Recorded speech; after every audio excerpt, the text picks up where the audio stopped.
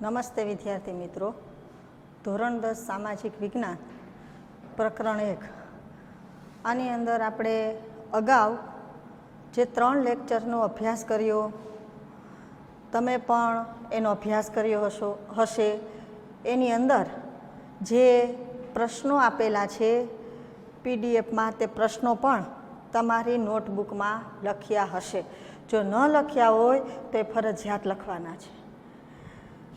મિત્રો, જે તમે આપણે પીડીએફ દ્વારા જે પ્રશ્નો મોકલાવીએ છીએ તે એટલા જ પ્રશ્નો માત્ર કરવાના નથી, પરંતુ અહીંયા આ 10મું ધોરણ છે અને આની અંદર મહત્ત્વના પ્રશ્નો એટલે આખા પ્રકરણના જેટલા પ્રશ્નો છે એ બધા પ્રશ્નો મહત્ત્વના ગણી શકાય. પણ બધા પ્રશ્નોના જવાબ તો આપણે લખી ન શકાય, એટલે અમુક જે મોટા અને વધુ ગુણભારના પ્રશ્નો છે એ આપણે લખવા આપેલા છે. એટલે એવું ન સમજતા કે આપણે આ જ પ્રશ્ન માત્ર લખવાના છે અને બીજા પ્રશ્ન પ્રત્યે ધ્યાન આપવાનું નથી, પરંતુ જે પાઠ્યપુસ્તકની અંદર આખું પ્રકરણ છે એની અંદર દરેક બાબતમાં તમારે ધ્યાન આપવાનું છે, કારણ કે હેતુલક્ષી પ્રશ્ન અને મોટા પ્રશ્ન એ અલગ અલગ રીતે ગમે તે રીતે પૂછી શકે. તો વિદ્યાર્થી મિત્રો, અગાઉ આપણે આ પ્રકરણની અંદર ભારતનો પરિચય, ત્યાર પછી ભારતની સંસ્કૃતિનો પરિચય, સંસ્કૃતિ કોને કહેવાય, વારસાનો અર્થ અને વારસાના પ્રકાર જોઈ ગયા. હવે તો તમને ખ્યાલ જ હશે કે વારસો કોને કહેવાય. તો વારસો એટલે પૂર્વજો તરફથી મળેલી ભેટ અથવા પેઢી દર પેઢી જે કાંઈ પ્રાપ્ત થાય છે એને વારસો કહી શકાય. વારસાના મુખ્યત્વે 2 પ્રકાર છે, પ્રાકૃતિક વારસો અને સાંસ્કૃતિક વારસો. એની અંદર આપણે બંનેના તફાવતે જોયેલા છે અને આપણે હવે અભ્યાસ કરવાનો છે એ પ્રાકૃતિક વારસાની અંદર. જો કે એમાં 2 બાબત આપણે જોઈ ગયા છીએ કે પ્રાકૃતિક વારસાની અંદર ભૂમિ દ્રશ્યો અને નદીઓ. હવે ફરી પાછી તમને યાદ દેવડાવી દઉં કે પ્રાકૃતિક વારસામાં કઈ કઈ બાબતોનો સમાવેશ થાય છે. તો પ્રાકૃતિક વારસામાં પર્વતો, જંગલો, ઝરણા, નદીઓ, વનસ્પતિ, જીવજંતુ, રણ પ્રદેશો, આબોહવા, ઋતુઓ, ખડકો, ખનિજો વગેરે બાબતનો સમાવેશ એ પ્રાકૃતિક વારસામાં થાય છે. એમાં પ્રાકૃતિક વારસા તરીકે ભૂમિ દ્રશ્યો અને પ્રાકૃતિક વારસા તરીકે નદીઓ એ આપણે જોઈ. અને હવે પ્રાકૃતિક વારસા તરીકે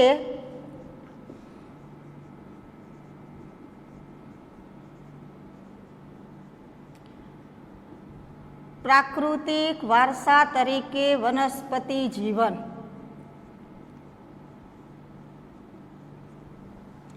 હવે આની અંદર જો તમારે પ્રશ્ન આવે કે પ્રાકૃતિક વારસા તરીકે વનસ્પતિ જીવન વિશે માહિતી આપો, તો તમે સીધું એનો જે જવાબ છે એ તમે લખી શકો.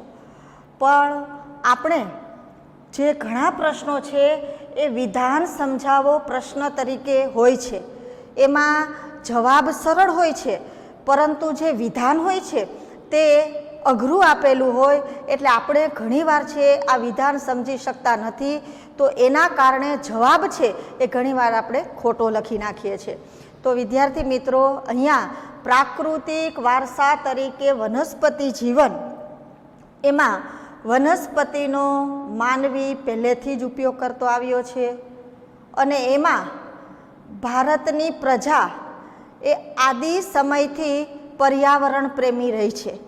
જુઓ, આ વાક્ય એ પહેલું જ વાક્ય આપણે આપેલું છે કે ભારતની પ્રજા અથવા ભારતના લોકો આદિ સમયથી એટલે પ્રાચીન સમયથી જ પર્યાવરણ પ્રેમી રહી છે.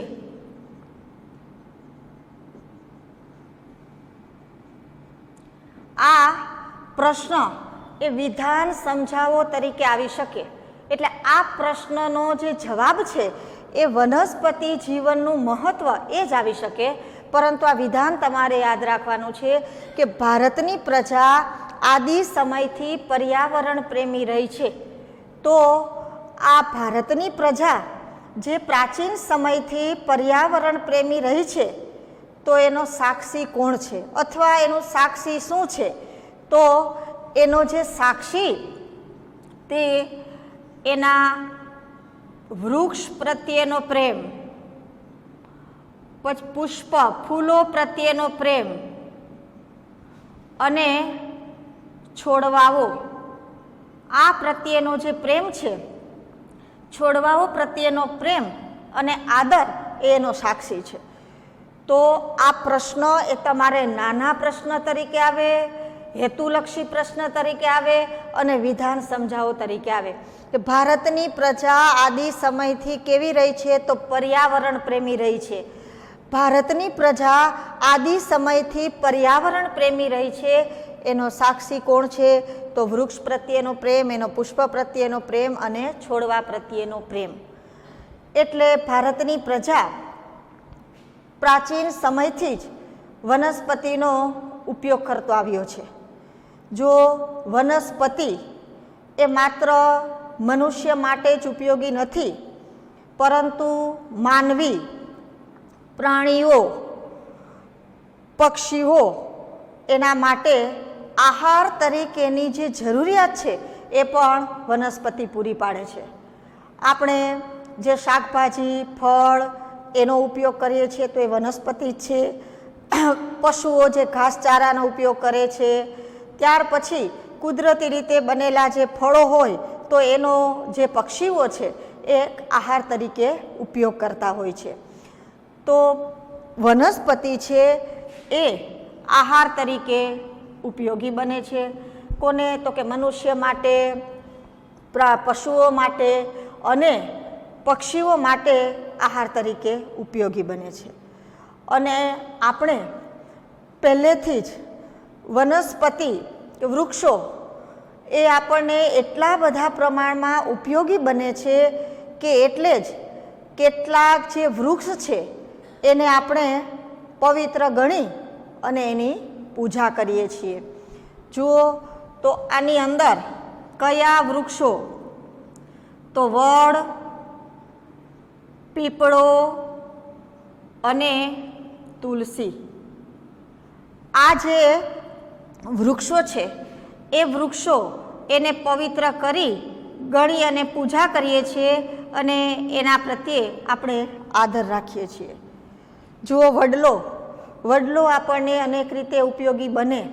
ઘેઘૂર ઘટાદાર જે વડ હોય તો એ વડ માનવીઓને એનો છાંયડો આપે છે, પશુઓને છાંયડો આપે છે, એની વડવાઈ ઉપયોગી બને છે. અને આ વડલા ઉપર જે પક્ષીઓ માળા બાંધે તો એના કારણે એ પક્ષીઓ માટે આશ્રય સ્થાન ગણવામાં આવે છે. અને આયુર્વેદની અંદર પણ આ ઉપયોગી બને છે. એટલે વડ એને પણ આપણે પૂજા કરીએ છીએ.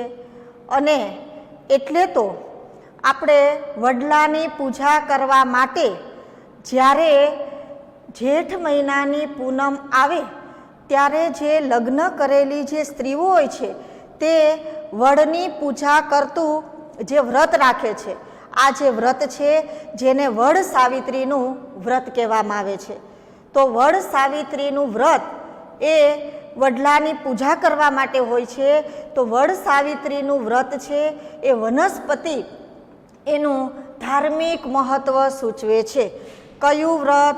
તો વડ સાવિત્રી. વડ સાવિત્રીનું જે વ્રત છે તે વનસ્પતિનું ધાર્મિક મહત્વ સૂચવે છે. તો વડલો એની આપણે પૂજા કરીએ છીએ.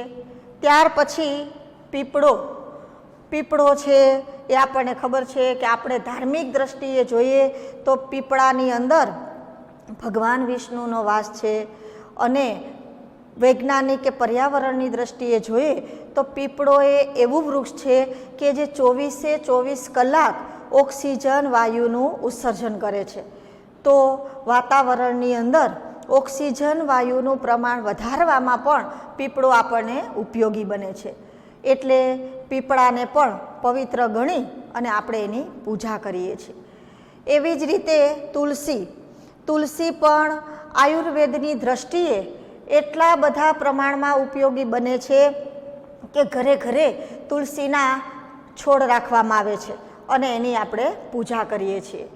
તો વનસ્પતિનું આપણે એટલા બધા પ્રમાણમાં મહત્ત્વ દર્શાવ્યું છે કે એમાં વડલો, પીપળો અને તુલસી એના ધૂપ દીપ પૂજા કરી એના પ્રત્યે આપણે આદરભાવ રાખીએ છીએ. અને કયું વ્રત કે જે વનસ્પતિનું ધાર્મિક મહત્ત્વ સૂચવે છે તો વડ સાવિત્રીનું વ્રત છે એ વનસ્પતિનું ધાર્મિક મહત્ત્વ સૂચવે છે. તો આપણે પ્રાચીન સમયથી જ એને ધર્મની દ્રષ્ટિએ જોડી અને વનસ્પતિ આપણને એટલા બધા પ્રમાણમાં ઉપયોગી બને છે તો આવી રીતે એનું મહત્ત્વ આપણે આંક્યું છે. એવી જ રીતે આપણે અનાજ, કઠોળ, શાકભાજી,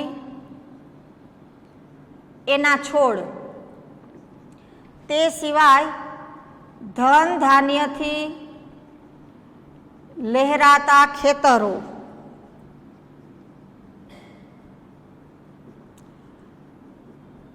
વન સમૃદ્ધિથી ભરપૂર એવા જંગલો, તો તે આપણું માનવ જીવન છે એ માનવ જીવન એને સમૃદ્ધ બનાવવામાં મહત્ત્વનો ફાળો રહેલો છે.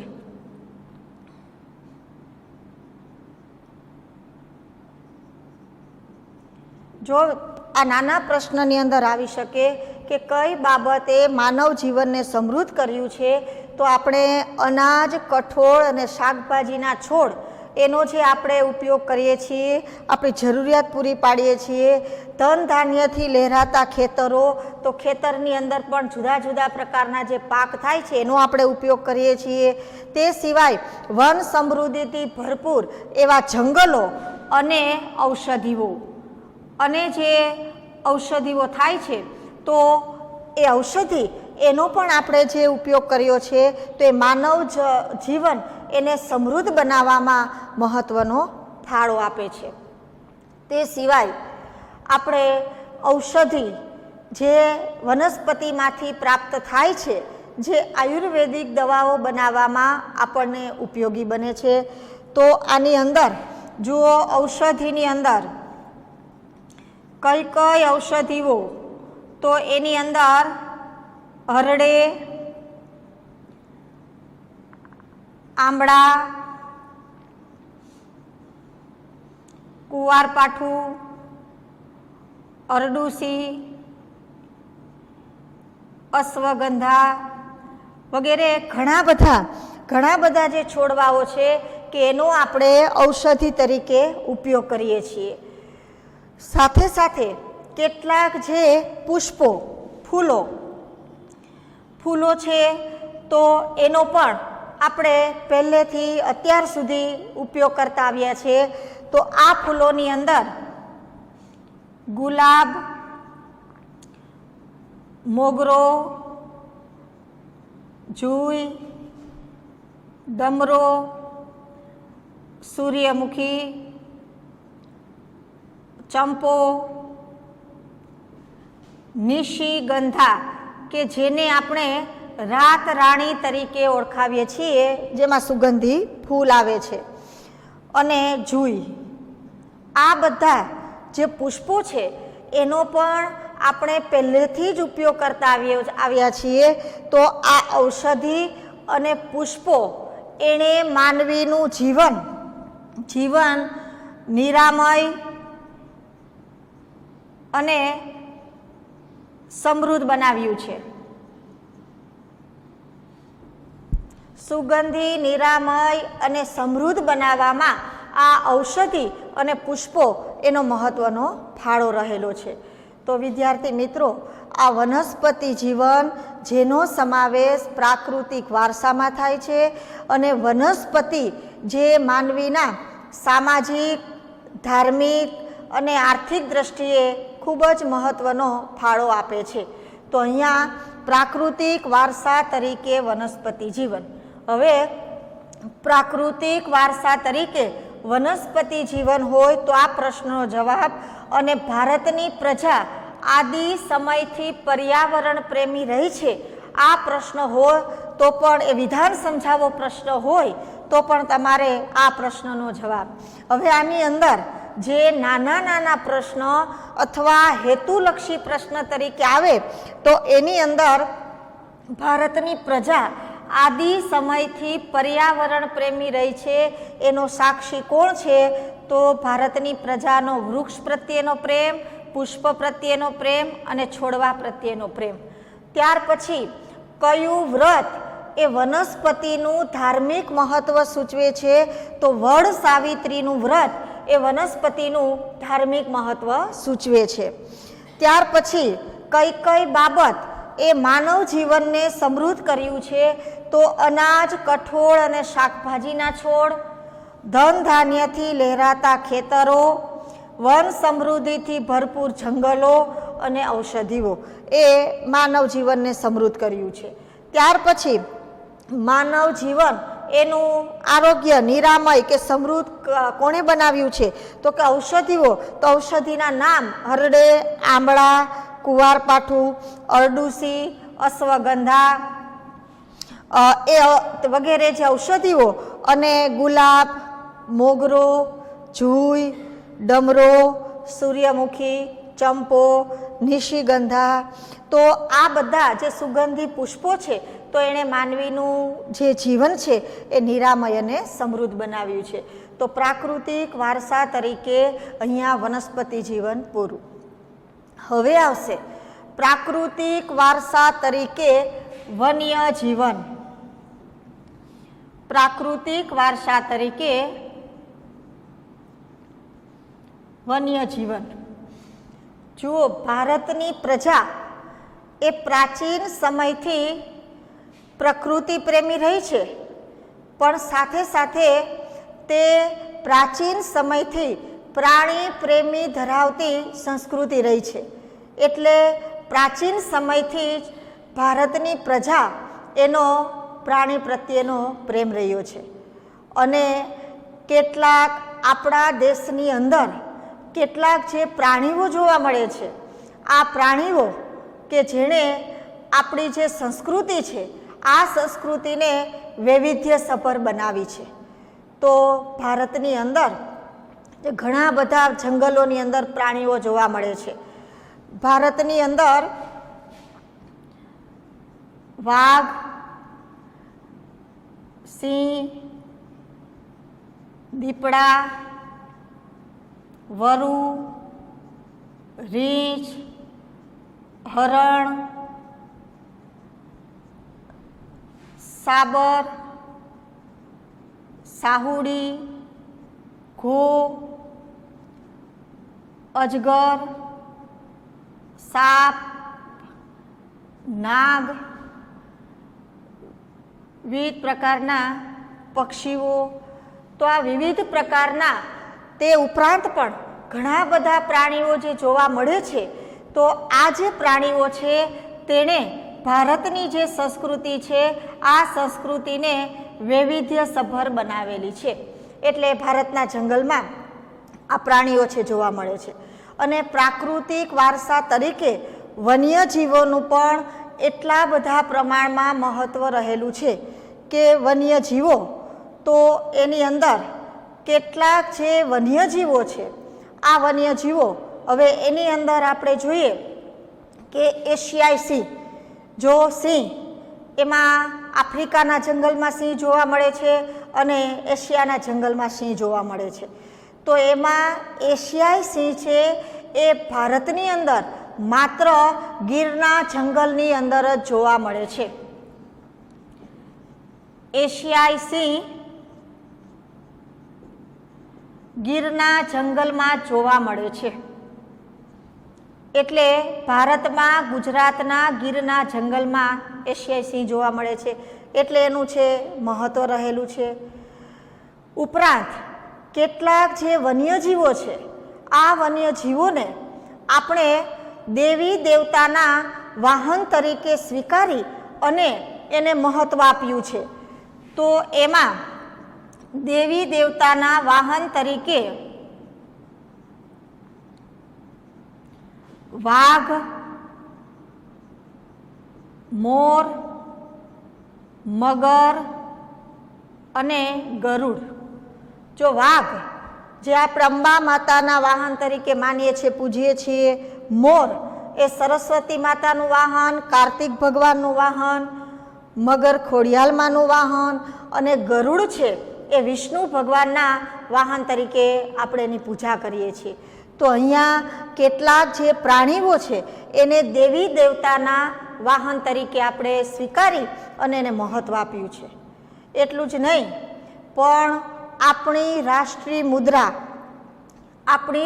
મુદ્રા જે સારનાથની અંદર અશોકનો જે સ્તંભ આવેલો છે, આ સ્તંભના ઉપરના ભાગમાં જે શિલા છે તો એમાં 4 જે સિંહો એ એકબીજાના પીઠને અડકીને ઊભા હોય એવી આકૃતિ દર્શાવતું જે શિલ્પ છે, આ શિલ્પને આપણે રાષ્ટ્રીય મુદ્રા તરીકે સ્વીકાર્યું છે. અને આ 4 સિંહોની આકૃતિ એના નીચેના ભાગમાં હાથી, ઘોડો અને વૃષભ એટલે બળદ, આનું જે શિલ્પ છે આ શિલ્પ જોવા મળે છે. તો આપણી જે રાષ્ટ્રીય મુદ્રા છે, આપણું જે બંધારણ છે, આ બંધારણની અંદર આ જે શિલ્પ છે એનો આપણે રાષ્ટ્રીય મુદ્રા તરીકે સ્વીકાર કર્યો છે. તો આપણી રાષ્ટ્રીય મુદ્રાની અંદર પણ આ પ્રાણીઓ છે એનું મૂલ્ય કે મહત્વ આંક્યું છે. તો આપણી જે રાષ્ટ્રીય મુદ્રા છે, આ રાષ્ટ્રીય મુદ્રાની અંદર કયા કયા પ્રાણીનો સમાવેશ કરવામાં આવ્યો છે? તો રાષ્ટ્રીય મુદ્રાની અંદર 4 સિંહોની આકૃતિ, તે સિવાય હાથી, ઘોડો અને વૃષભ અથવા તો એ બળદે કહી શકાય. તો આપણી રાષ્ટ્રીય મુદ્રામાં કયા કયા પ્રાણીનો સમાવેશ થાય છે? તો સિંહ, હાથી, ઘોડો અને બળદ, આ જે પ્રાણીઓ છે એનો સમાવેશ રાષ્ટ્રીય મુદ્રામાં કરવામાં આવ્યો છે. તો વિદ્યાર્થી મિત્રો, અહીંયા તમને ખરા ખોટાની અંદર એ વાક્ય આવે કે આપણી રાષ્ટ્રીય મુદ્રાની અંદર 3 સિંહોનો સ્વીકાર કરવામાં આવ્યો છે. તો એ વિધાન ખોટું પડે, કારણ કે કેટલા સિંહો છે? 4 છે. એકબીજાની પીઠને અડકીને ઊભેલા હોય એવા 4 સિંહોની આકૃતિ છે. તો અહીંયા પણ આપણે પ્રાણીનું મૂલ્ય આંકવામાં આવ્યું છે, એનું મહત્વ દર્શાવ્યું છે. એટલે જ આપણા રાષ્ટ્રીય મુદ્રાની અંદર આ પ્રાણીનો સમાવેશ કર્યો છે. એટલું જ નહીં, પણ આપણા દેશની અંદર અત્યારે પણ પ્રાણીઓ, વન્યજીવન છે એનું એટલા બધા પ્રમાણમાં મહત્વ છે કે વન્યજીવો એનો આડેધડ જે શિકાર થતો હતો તો એ શિકાર અટકાવવા માટે, એના રક્ષણ માટે સરકારે કાયદા ઘડ્યા છે કે જુદા જુદા વન્ય પ્રાણીઓનો કોઈ પણ જો શિકાર કરશે તો કાયદાની દ્રષ્ટિએ એ સજાપાત્ર ગુનો ગણવામાં આવશે. તો એમાં પણ વન્યજીવોનું મહત્વ છે. એવી જ રીતે એનું રક્ષણ કરી શકાય, એનું સંવર્ધન કરી શકાય, તો એ માટે અભયારણ્ય, રાષ્ટ્રીય ઉદ્યાનો તો એની પણ સ્થાપના કરવામાં આવી છે. તો એના રક્ષણ, વન્ય પ્રાણીઓ છે એના રક્ષણ અને સંવર્ધન માટે શેની રચના કરવામાં આવી છે? તો રાષ્ટ્રીય ઉદ્યાન અભયારણ્ય આની રચના કરવામાં આવી છે. તો વિદ્યાર્થી મિત્રો, અહીંયા પ્રાકૃતિક વારસા તરીકે વન્યજીવોનું મહત્વ. તો ભારતની પ્રજા પ્રાણી પ્રેમી ધરાવતી સંસ્કૃતિ છે. ભારતના જંગલમાં વિવિધ પ્રકારના જે પ્રાણીઓ જોવા મળે છે તે આપણી સંસ્કૃતિને વૈવિધ્યસભર બનાવેલી છે. એની અંદર એશિયાઈ સિંહ છે એ માત્ર ગીરના જંગલ તરીકે જોવા મળે છે, એનું મહત્વ રહેલું છે. કેટલાક પ્રાણીઓ છે કે જેને આપણે દેવી દેવતાના વાહન તરીકે સ્વીકારી અને એને મહત્વ આપ્યું છે. આપણી રાષ્ટ્રીય મુદ્રા છે, તો રાષ્ટ્રીય મુદ્રાની અંદર પણ જે આકૃતિનો આપણે સ્વીકાર કર્યો છે તો એમાં પણ પ્રાણીઓ જોવા મળે છે. તો એમાં 4 સિંહો, હાથી, ઘોડો અને બળદ આ પ્રાણીનો સમાવેશ કર્યો છે. એના રક્ષણ માટે કાયદા ઘડ્યા છે. એના રક્ષણ અને સંવર્ધન માટે રાષ્ટ્રીય ઉદ્યાન અને અભયારણ્ય એની પણ રચના કરવામાં આવી છે. તો અહીંયા તમારે ખાસ હેતુલક્ષી પ્રશ્ન માટે અને જોડકા સ્વરૂપે પણ એશિયાઈ સિંહ તો ગીરનું જંગલ, અને તે સિવાય ખાસ આ યાદ રાખવાનું છે આપણી રાષ્ટ્રીય મુદ્રા. રાષ્ટ્રીય મુદ્રામાં કયા કયા પ્રાણીનો સમાવેશ કરે એમાંથી પ્રશ્ન એવી રીતે આવી શકે કે નીચેનામાંથી રાષ્ટ્રીય મુદ્રામાં કયા પ્રાણીનો સમાવેશ થતો નથી.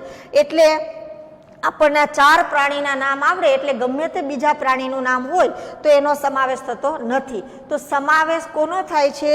તો કે સિંહ, હાથી, ઘોડો અને બળદ. તો આ છે એ વન્યજીવોનું મહત્વ. તો વિદ્યાર્થી મિત્રો, આ સાથે અહીંયા આપણે પ્રાકૃતિક વારસો પૂરો. પ્રાકૃતિક વારસાની અંદર આપણે જે શરૂઆત કે ભૂમિ દ્રશ્યો, ત્યાર પછી પ્રાકૃતિક વારસા તરીકે નદીઓ. હવે ખાસ વાક્ય યાદ રાખજો કે નદીઓને આપણે શેનું બિરુદ આપ્યું છે? તો કે લોકમાતાનું. ત્યાર પછી પ્રાકૃતિક વારસા તરીકે વનસ્પતિ જીવન અને પ્રાકૃતિક વારસા તરીકે વન્ય જીવન. તો એટલી બાબત આપણે જોઈ. હવે આ પ્રશ્ન એ કદાચ તમને લખવામાં ન હોય, પણ આની અંદર આ પ્રશ્ન તમારે જોવાના છે, અને આની અંદર તમારે હેતુલક્ષી પ્રશ્ન માટે પણ આ પ્રશ્ન છે એ મહત્વના રહેલા છે, અને 3 ગુણભાર માટે પણ. અને હવે પછીના લેક્ચરની અંદર આપણે સાંસ્કૃતિક વારસા વિશેની માહિતી મેળવશું. સાંસ્કૃતિક વારસાનો અર્થ અને સાંસ્કૃતિક વારસામાં કઈ કઈ બાબતનો સમાવેશ થાય છે.